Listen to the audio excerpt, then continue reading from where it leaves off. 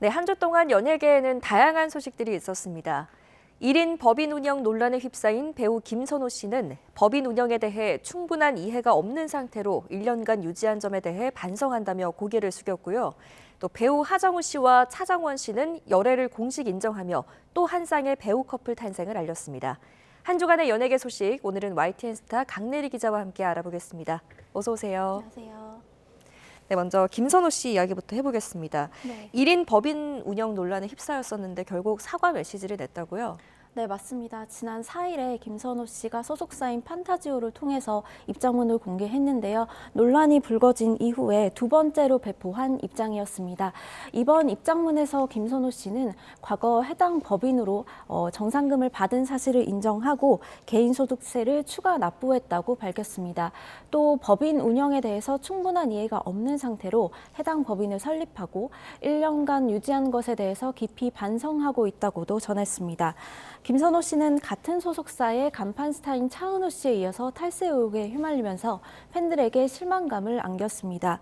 세무적 절차를 준수하지 못한 것은 사실이었고 결과적으로 이미지 타격은 불가피하게 됐습니다. 네, 김선호 씨는 최근 공개됐던 넷플릭스 시리즈죠. 이 사랑 통역되나요로 다시 한번 전성기를 만나 했는데 또다시 네. 이런 일이 터져서 안타깝습니다. 향후 활동 어떻게 될까요?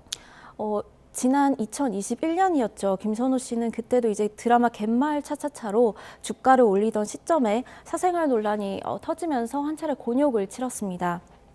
이후 차근차근 복귀 수순을 밟아오다가 최근에 말씀하신 것처럼 이 사랑 통역되나요로 제2의 전성기를 맞이하게 됐는데 이런 상황에서 또다시 논란에 휘말린 겁니다. 당장에 차기작이 엎어지거나 공개 시점에 변동이 생기는 작품은 있지 않지만 제작진들의 고심은 깊어질 것으로 보입니다.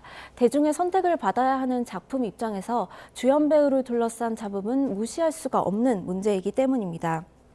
김선호 씨는 오는 13일 연극 비밀통로의 개막을 앞두고 있고 티켓은 전석 매진됐습니다.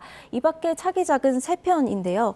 수지 씨와 호흡을 맞추는 디즈니 플러스 현옥을 비롯해서 티빙 언프렌드, TVN 의원님이 보호하사가 있는데 예정대로 나올 수 있을지 상황을 좀 더 지켜봐야 할 것으로 보입니다. 네, 아무리 실수였다고 해도 몰랐다고 해도 또 연예인 탈세 논란 뉴스를 접할 때면 좀 힘이 빠지는 것 같기도 합니다.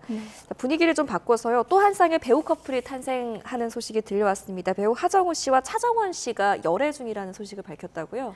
네, 두 배우가 이제 열애를 인정을 했습니다. 하정우 씨는 지난 4일 결혼설이 불거지자 결혼은 확정된 것이 아니라면서도 교제 중인 사람은 있다고 밝혔는데요. 이후에 이 상대가 배우 차정원 씨인 것으로 알려지면서 더욱 화제를 모았습니다. 네. 두 사람은 지난 2018년 한 차례 열애설에 휩싸인 바 있는데요. 당시 차정원 씨와 배우 황보라 씨가 각각 이제 본인의 SNS에 올린 강아지 사진이 하정우 씨의 반려견이다. 이런 의혹이 퍼지면서 열애설에 무게가 실렸습니다. 하정우 씨가 1978년생, 차정원 씨가 1989년생으로 두 사람의 나이 차는 11살입니다. 만약에 열애설이 불거진 당시부터 교제를 했다면 두 사람이 8년간 교제를 한 것이지만 양측은 교제 기간 등 상세한 내용은 밝히지 않았습니다. 네, 올해 또 연애를 한 만큼 좋은 결실이 있었으면 좋겠네요. 네. 다음은 방송인 박나래 씨 소식인데요. 전 매니저와 갈등이 생기면서 방송 활동을 중단했었는데 최근에 다시 방송에 복귀한다는 소식이 들려오면서 여러 목소리가 나오고 있다고요? 네, 그 글로벌 OTT죠. 디즈니 플러스에서 오리지널 예능 운명전쟁 49를 공개하면서 연예인 패널 중에 한 명인 박나래 씨의 분량을 편집하지 않기로 결정했습니다. 운명전쟁 49는 서바이벌과 무속 신앙을 결합한 예능으로 오는 11일 공개가 됩니다. 박나래 씨가 지난 연말 매니저 갑질 의혹과 불법 의료 행위 논란으로 방송 활동을 중단을 했지만 불과 2개월 만에 복귀를 하게 된 셈인데요. 다만 박나래 씨 측은 운명전쟁 49의 경우에는 사전 제작이 되었고 또 이를 계기로 복귀하는 것이 아니냐는 추측에는 시기상조라는 입장을 드러냈습니다. 박나래 씨가 출연하는 예능에 대한 반응은 엇갈리고 있습니다. 이 매끄러운 전개를 위한 제작진의 불가피한 선택이었을 것이다. 좋다 이런 반응도 있지만 아직은 좀 불편하다는 반응도 나오고 있습니다. 네, 뭐 대중의 사랑과 인정을 받는 직업인 만큼 복귀를 할 때도 어느 정도의 대중의 공감은 있어야 하지 않나라는 생각은 듭니다. 이번에는 영화계 소식 한번 살펴보겠습니다. 설 연휴 앞두고 다양한 작품들이 공개 예정이라고요? 맞습니다. 세 편의 영화를 소개드릴 수 있을 것 같은데요. 장항준 감독의 영화 왕가 사는 남자가 지난 4일에 개봉을 했습니다. 공개 첫날 11만 관객을 모으면서 박스오피스 1위로 출발을 했습니다. 왕가 사는 남자는 조선시대를 배경으로 폐위된 단종이 유배가게 된 마을에서 마을 촌장을 만나면서 벌어지는 이야기를 그립니다. 배우 유해진 씨가 촌장 엄흥도를, 박지훈 씨가 단종을 연기했습니다. 오는 11일에는 류승환 감독의 신작 영화 휴민트가 개봉을 하는데요. 배우 조인성, 박정민, 신세경 씨가 출연하는 첩보 액션 영화입니다. 또 같은 날 휴먼 판타지 영화 넘버원도 관객들에게 첫 선을 보이는데요.